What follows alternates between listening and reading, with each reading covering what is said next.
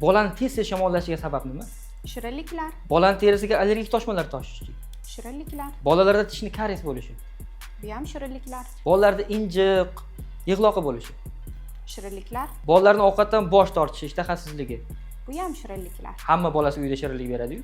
To'g'ri, lekin bolaga har xil shokoladlar, har xil konfetiklar berishadi. Bundan tashqari turli xil ichimliklar berishadi. Bularning barchasi bolalarda oshqozon ichi traktini buzilishiga va turli xil kasalliklarga sabab bo'ladi. Xo'p, tushundik. Shirinlikni o'rniga nima bersak bo'ladi bolalarga? Shirinliklar va turli xil napitkalar o'rniga ko'p narsa bersa bo'ladi. Masalan, uyda pishirilgan kompot, undan tashqari bolajonlarga quruq mevalar va turli xil meva sabzavotlar berish bolalarda organizmida vitamin, minerallarni o'rnini bosishga yordam beradi. Shirinlik o'rnini bosuvchi mahsulotlar juda ham ko'p. Bu videomizni albatta ko'p farzandiga shirinliklar olib beradigan ota-onalarimizga hamda buvi dodalarimizga tashlab qo'yamiz.